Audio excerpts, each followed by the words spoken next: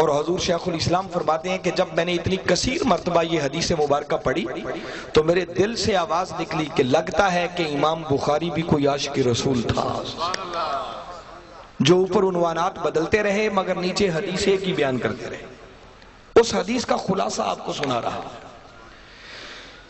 اور اس کی بہت ساری باتیں میں چھوڑ جاؤں گا، چونکہ میں آج ایک اور خاص بات کی طرف آپ کو لانا چاہ رہا ہوں، اس لیے بڑی توجہ سے اس بات کو سنیں، جم کے بیٹھ کے سنیں۔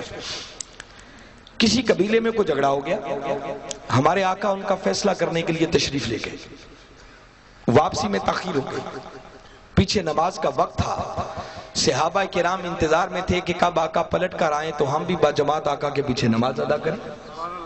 انتظار کرتے رہے، جب تاخیر زیادہ ہو گئی اور قریب تھا کہ اگر مزید انتظار کرتے تو نماز قضا ہو جاتی، ایسے میں سیدنا بلال رضی اللہ تعالیٰ عنہ اٹھے اور سیدنا صدیق اکبر رضی اللہ تعالیٰ عنہ کی خدمت میں حاضر ہوئے اور عرض کرنے لگے کہ ابو بکر آپ امامت کے مصلی پر کھڑے ہوں تاکہ ہم بر وقت باجماعت نماز ادا کریں۔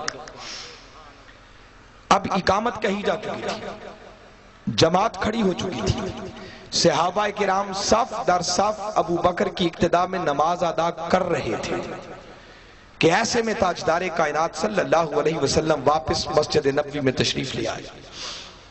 آپ نے دیکھا کہ میرے غلام ابو بکر کی اقتداء میں نماز ادا کر رہے ہیں۔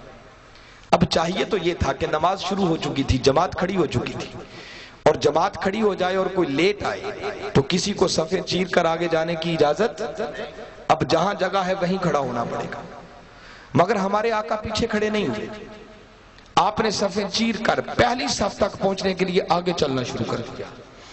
جب پہلی صف میں سے گزرے صحابہ کرام کی نظر پڑی تو چونکہ حالت نماز میں تھے تو زبان سے تو بول نہیں سکتے تھے، ہاتھ بندے ہوئے تھے، بس ایسے ہی ہاتھوں پر یوں الٹے ہاتھ مارے۔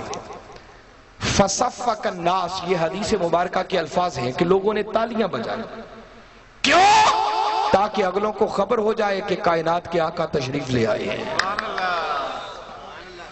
میرے آقا گزرتے جا رہے ہیں، تالیوں کا شور بلند ہوتا چلا جا رہا ہے۔ میں بتا رہا ہوں بڑے ایمان افروز نکات میں ابھی چھوڑ رہا ہوں، نہیں اس کی حدیث کی شرح میں جا رہا، آپ کو ایک اور منزل تک اجلانا چاہ رہا، اس لیے کوئی ایک جملہ بھی اس حدیث کا آپ مس نہیں ہونا چاہیے، غور سے سنیں۔ اب آقا گزرتے جا رہے ہیں، تالیوں کا شور بلند ہوتا چلا جا رہا۔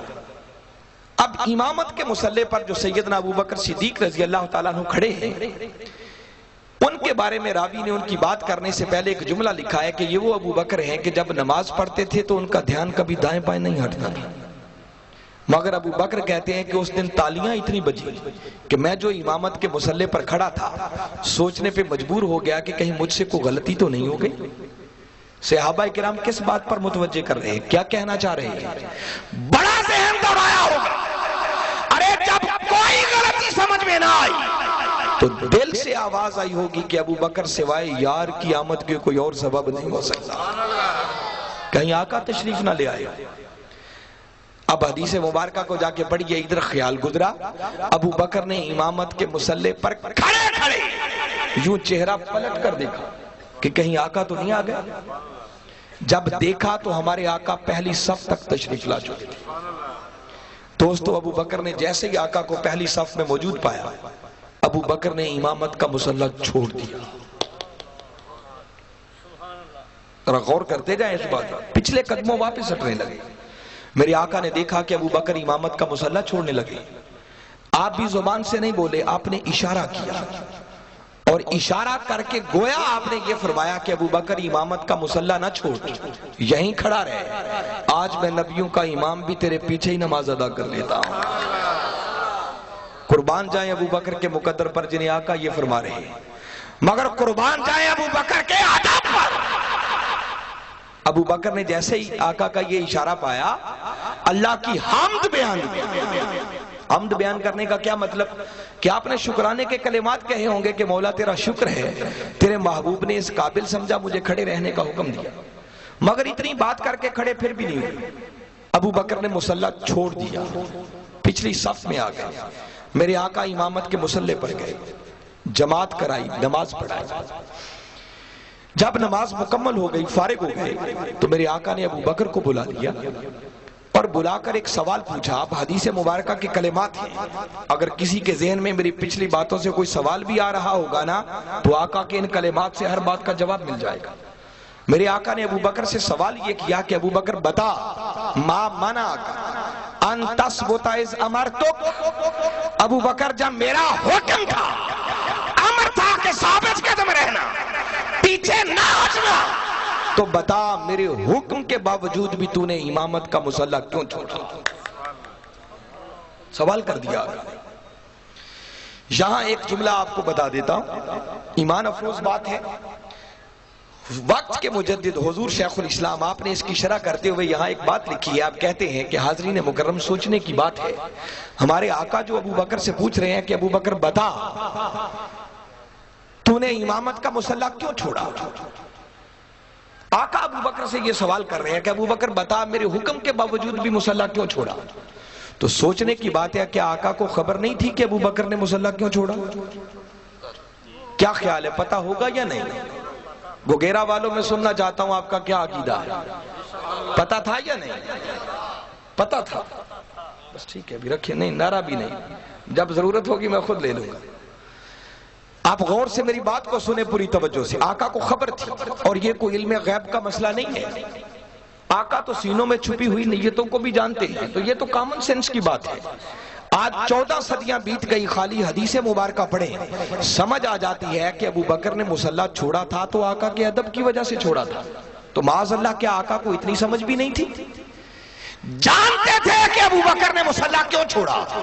تو سوال یہ ہے کہ جب جانتے تھے تو پھر سوال کیوں کیا, پوچھا کیوں کہ ابو بکر میرے حکم کے باوجود بھی مسلح کیوں چھوڑا؟ ارے ہزار اس کی ریزنز ہوں گی, مگر اس بات کو کوئی نظر انداز نہیں کر سکتا کہ آقا نے پوچھا اس لیے تھا کہ جب ابو بکر سے یہ سوال کروں گا تو ابو بکر کوئی جواب تو دے گا نا, اور پھر ابو بکر جو جواب دے گا, ابو بکر کا وہ جواب قیامت تک فضاؤں میں گونجتا رہے گا. اور ہمارے آقا ابو بکر کے لہجے میں سنوانا چاہ رہے تھے کہ لوگوں سنو, ابو بکر کے عقیدے میں بارگاہ مصطفیٰ کا ادب کیا ہے, یہ سنوانا مقصود تھا. تو اب سنو ابو بکر نے جواب کیا دیا. اب ابو بکر کا عقیدہ سنیں. جب پوچھا نا ابو بکر بتا میرے حکم کے باوجود بھی مسلح کیوں چھوڑا, قربان جائیں اس پروانہ چراغ مستحوی کے جواب پر.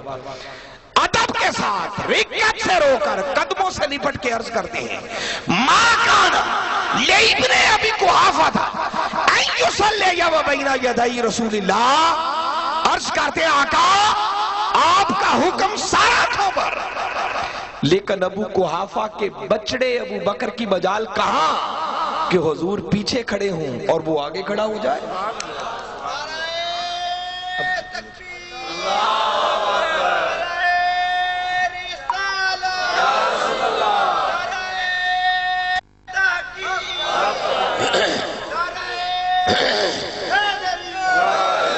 حاضرین مکرم, حدیث مبارکہ کا مضمون میں یہاں روک رہا ہوں. اب جس جملے کی خاطر یہاں تک لایا ہوں بڑی توجہ اور من کے کانوں سے سننے والی بات ہے. آج میں کوئی لگی لپٹی بات نہیں کرنا چاہ رہا, میں ڈائریکٹ آقا کی حدیث مبارکہ سے جو بات اسٹیبلش ہو رہی ہے آج ڈنکے کی چوٹ پہ کہہ کے جانا چاہ رہا ہوں. گوگیرا والو اس کو سالوں تک یاد رکھو گے جو آج بات کہہ رہا ہوں, اور فیصلہ بھی آپ سے لینا چاہ رہا ہوں تاکہ کسی کو غلط فہمی نہ رہے. مجھے بتائیں, ابو بکر جو امامت کے مصلی پر کھڑے کھڑے نماز پڑھ رہے تھے اور پڑھا رہے تھے,